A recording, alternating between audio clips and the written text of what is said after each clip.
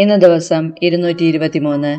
ഇന്ന് വായിക്കുന്ന വചനഭാഗങ്ങൾ യെശയ്യാ പ്രവാചകന്റെ പുസ്തകത്തിൽ നിന്ന് അധ്യായം 66, എസെക്കിയേൽ പ്രവാചകന്റെ പുസ്തകത്തിൽ നിന്ന് അധ്യായം 25ഉം 26, സുഭാഷിതങ്ങൾ അധ്യായം 14, 1 മുതൽ 4 വരെ വാക്യങ്ങൾ. യെശയ്യാ പ്രവാചകന്റെ പുസ്തകത്തിൽ നിന്ന് അധ്യായം 66, യഥാർത്ഥ ഭക്തി. കർത്താവ് അരുളി ചെയ്യുന്നു, ആകാശം എൻ്റെ സിംഹാസനം, ഭൂമി എൻ്റെ പാദപീഠം. എന്ത് ഭവനമാണ് നിങ്ങൾ എനിക്ക് നിർമ്മിക്കുക? ഏതാണ് എൻ്റെ വിശ്രമസ്ഥലം? കർത്താവ് അരുളി ചെയ്യുന്നു, ഇവയെല്ലാം എൻ്റെ കരവേലയാണ്, ഇവയെല്ലാം എൻ്റേത് തന്നെ. ആത്മാവിൽ എളിമയും അനുതാപവും ഉണ്ടായിരിക്കുകയും എൻ്റെ വചനം ശ്രവിക്കുമ്പോൾ വിറയ്ക്കുകയും ചെയ്യുന്നവനെയാണ് ഞാൻ കടാക്ഷിക്കുക. കാളയെ കൊല്ലുന്നവൻ മനുഷ്യനെ കൊല്ലുന്നവനെ പോലെയും, ആടിനെ ബലിയർപ്പിക്കുന്നവൻ പട്ടിയുടെ കഴുത്തൊടിക്കുന്നവനെ പോലെയും, ധാന്യ ബലിയർപ്പിക്കുന്നവൻ പന്നിയുടെ രക്തം കാഴ്ചവെക്കുന്നവനെ പോലെയും, അനുസ്മരണ ബലിയായി ധൂപമർപ്പിക്കുന്നവൻ വിഗ്രഹത്തെ വണങ്ങുന്നവനെ പോലെയുമാണ്. അവർ സ്വന്തം ബാധ തിരഞ്ഞെടുക്കുകയും അവരുടെ ആത്മാക്കൾ അവരുടെ മ്ലേച്ഛതകളിൽ സന്തോഷിക്കുകയും ചെയ്യുന്നു. ഞാൻ അവർക്കായി പീഡനം തിരഞ്ഞെടുക്കും, അവർ ഭയപ്പെട്ടത് അവരുടെ മേൽ വരുത്തും.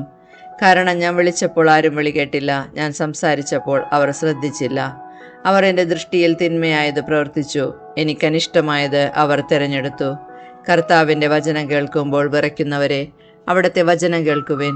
എൻ്റെ നാമത്തെ പ്രതി നിങ്ങളെ ദേഷിക്കുകയും പുറത്താക്കുകയും ചെയ്യുന്ന നിങ്ങളുടെ സഹോദരർ കർത്താവ് മഹത്വം പ്രകടിപ്പിക്കട്ടെ, നിങ്ങൾ സന്തോഷിക്കുന്നത് ഞങ്ങൾ കാണട്ടെ എന്ന് പരിഹസിച്ചു.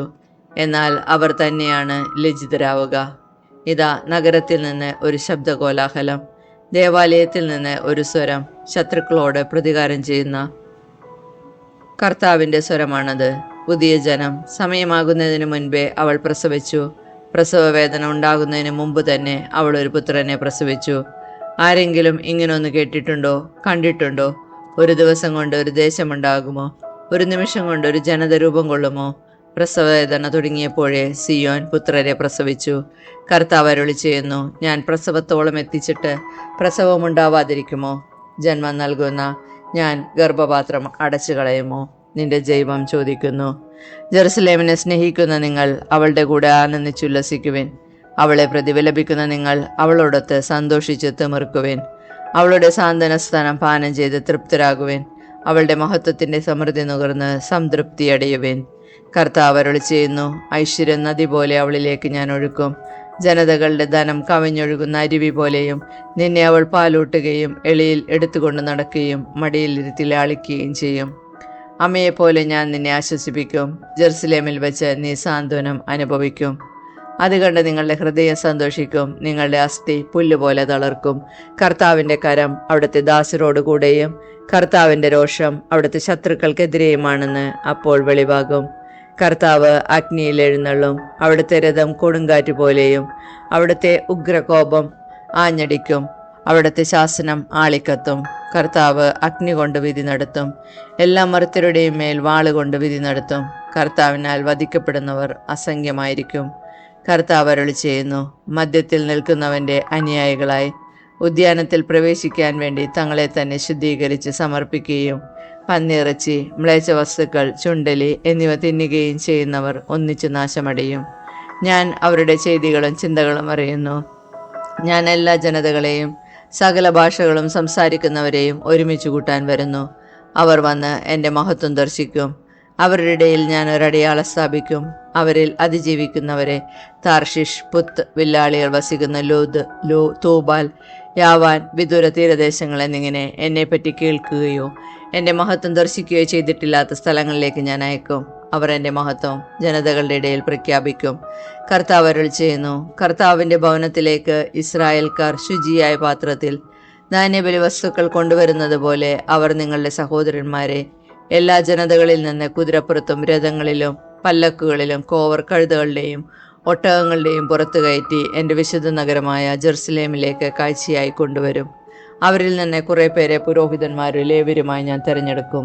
കർത്താവ് അരുളി ചെയ്യുന്നു, ഞാൻ സൃഷ്ടിക്കുന്ന പുതിയ ആകാശവും പുതിയ ഭൂമിയും എൻ്റെ മുൻപിൽ നിലനിൽക്കുന്നത് പോലെ നിങ്ങളും സന്തതികളും നാമവും നിലനിൽക്കും. കർത്താവ് അരുളി ചെയ്യുന്നു, അമാവാസി മുതൽ അമാവാസി വരെയും സാബത്ത് മുതൽ സാബത്ത് വരെയും മർത്യരെല്ലാവരും എൻ്റെ മുൻപിൽ ആരാധനയ്ക്കായി വരും. കർത്താവ് അരുളി ചെയ്യുന്നു, അവർ ചെന്ന് എന്നെ എതിർത്തവരുടെ ജഡങ്ങൾ കാണും. അവയിലെ പുഴുക്കൾ ചാവുകയോ അവയുടെ അഗ്നി ശമിക്കുകയോ ഇല്ല. എല്ലാവർക്കും അത് ബീബൽ സദൃശ്യവുമായിരിക്കും. എസെക്കിയേൽ പ്രവാചകന്റെ പുസ്തകത്തിൽ നിന്ന് അധ്യായം 25. അമ്മോന്യർക്കെതിരെ കർത്താവ് എന്നോട് അരുളി ചെയ്തു, മനുഷ്യപുത്ര, അമ്മോന്യരുടെ നേരെ തിരിഞ്ഞ് അവർക്കെതിരെ പ്രവചിക്കുക. അമ്മോന്യരോട് പറയുക, ദൈവമായ കർത്താവിന്റെ വചനം ശ്രവിക്കുവിൻ.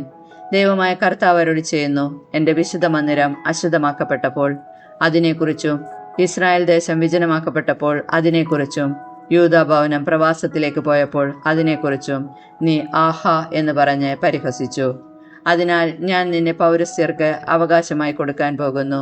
അവർ നിന്നിൽ പാളയമടിച്ച് വാസമുറപ്പിക്കും. അവർ നിനക്കുള്ള ഫലം ഭക്ഷിക്കുകയും പാൽ കുടിക്കുകയും ചെയ്യും. ഞാൻ റബ്ബായെ ഒട്ടകങ്ങൾക്ക് മേച്ചിൽ സ്ഥലവും അമ്മോന്യരുടെ നഗരങ്ങളെ ആട്ടിൻപറ്റങ്ങൾക്ക് താവളവുമാക്കും. ഞാനാണ് കർത്താവെന്ന് അപ്പോൾ നീ അറിയും. ദൈവമായ കർത്താവ് അരുളി ചെയ്യുന്നു, ഇസ്രായേൽ ദേശത്തിനെതിരെ നിന്റെ ഹൃദയത്തിലുള്ള ദുഷ്ടത മൂലം കൈകൊട്ടി തുള്ളിച്ചാടി ആഹ്ലാദിച്ചതിനാൽ ഞാൻ നിനക്കെതിരെ എൻ്റെ കരമുയർത്തുകയും നിന്നെ ജനതകൾക്ക് കവർച്ച ചെയ്യാൻ വിട്ടുകൊടുക്കുകയും ചെയ്യും. ജനതകളിൽ നിന്ന് നിന്നെ ഞാൻ വിച്ഛേദിക്കും. രാജ്യങ്ങളുടെ ഇടയിൽ നിന്ന് നിന്നെ ഞാൻ ഉന്മൂലനം ചെയ്യും. ഞാൻ നിന്നെ നശിപ്പിക്കും. ഞാനാണ് കർത്താവെന്ന് അപ്പോൾ നീ അറിയും. മോവാബിനെതിരെ ദൈവമായ കർത്താവ് അരുളി ചെയ്യുന്നു, യൂദാഭവനം മറ്റു ജനതകളെ പോലെയാണെന്ന് മോവാബ് പറഞ്ഞതുകൊണ്ട് മോവാബിന്റെ പാർശ്വങ്ങളായ അധികൃത്യ നഗരങ്ങൾ ഞാൻ വെട്ടിത്തുറക്കും. രാജ്യത്തിന്റെ മഹത്തായ ബെത്ഷെമോത്ത്, ബാൽമെയോൻ, കിരിയാത്തിയാം എന്നീ നഗരങ്ങൾ, അതിനെയും ഞാൻ അമ്മോന്യരോടൊപ്പം പൗരസ്യർക്ക് അവകാശമായി കൊടുക്കും. അതൊരിക്കലും സ്മരിക്കപ്പെടുകയില്ല. മോവാബിന്റെ മേൽ ഞാൻ ശിക്ഷാവിധി നടത്തും. ഞാനാണ് കർത്താവെന്ന് അപ്പോൾ അവർ അറിയും. ഏദോമിനെതിരെ ദൈവമായ കർത്താവ് അരുളി ചെയ്യുന്നു, യൂദാ ഭവനത്തോട് ഏദോം പ്രതികാര ബുദ്ധിയോടെ ക്രൂരമായി പെരുമാറിയിരിക്കുന്നു. ആകയാൽ ദൈവമായ കർത്താവ് അരുളി ചെയ്യുന്നു, ഏദോമിനെതിരെ ഞാൻ കരമുയർത്തും.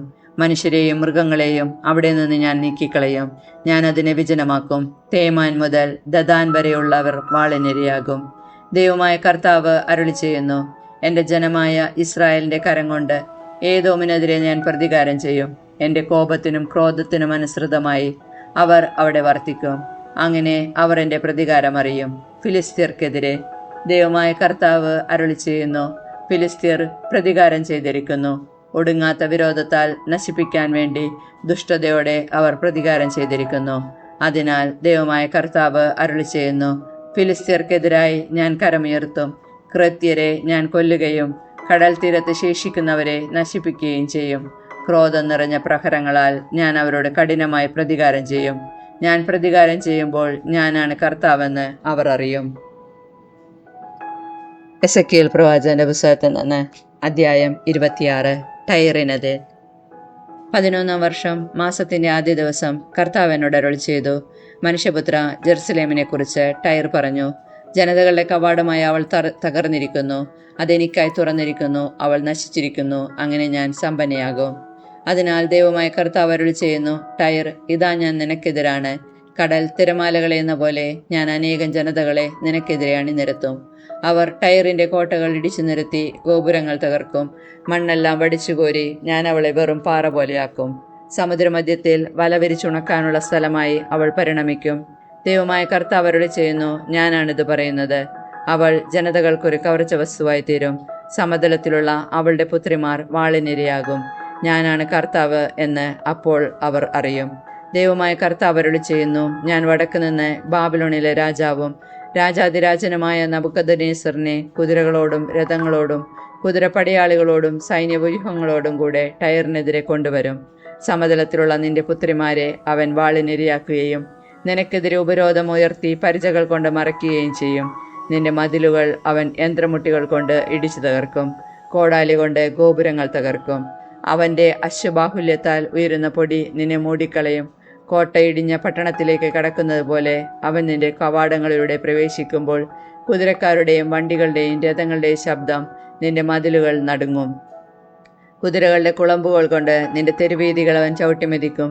നിന്റെ ജനത്തെ വാളിനിരയാക്കും. നിന്റെ ഉറപ്പുള്ള തൂണുകൾ നിലംപതിക്കും. അവർ നിന്റെ ധനം കവർച്ച ചെയ്യുകയും വ്യാപാര ചരക്കുകൾ കൊള്ളയടിക്കുകയും ചെയ്യും. നിന്റെ മതിലുകളും നിന്റെ മനോഹരങ്ങളായ ഭവനങ്ങളും അവർ നശിപ്പിക്കുകയും കല്ലും മണ്ണും മരവും സമുദ്രമധ്യത്തിലേക്ക് വലിച്ചെറിയുകയും ചെയ്യും. നിന്റെ സംഗീതത്തിന്റെ സ്വരം ഞാൻ നിർത്തും, വീണാനാദം മേലിൽ കേൾക്കുകയില്ല. ദൈവമായ കർത്താവ് അരുളി ചെയ്യുന്നു, നിന്നെ ഞാൻ വെറും പാറ പോലെയാക്കും, വലവിരിച്ചുണക്കുന്നതിനുള്ള സ്ഥലമായി നീ തീരും. ഒരിക്കലും നീ പുനരുദ്ധരിക്കപ്പെടുകയില്ല. കർത്താവായ ഞാനാണ് ഇത് പറയുന്നത്. ദൈവമായ കർത്താവ് ടയറിനോട് അരുളി ചെയ്യുന്നു, നിന്റെ മധ്യത്തിൽ സംഹാരം നടക്കുമ്പോൾ, മുറിവേറ്റവർ ഞരങ്ങുമ്പോൾ, നിന്റെ പതനത്തിന്റെ ശബ്ദത്താൽ ദ്വീപുകൾ നടുങ്ങുകയില്ലേ? അപ്പോൾ സമുദ്രത്തിലെ എല്ലാ രാജാക്കന്മാരും സിംഹാസനം വിട്ടിറങ്ങി മേലങ്കികൾ മാറ്റി അലങ്കൃത വസ്ത്രങ്ങൾ ഒലിഞ്ഞുകളയും. അവരെ വിറയൽ പൊതിയും.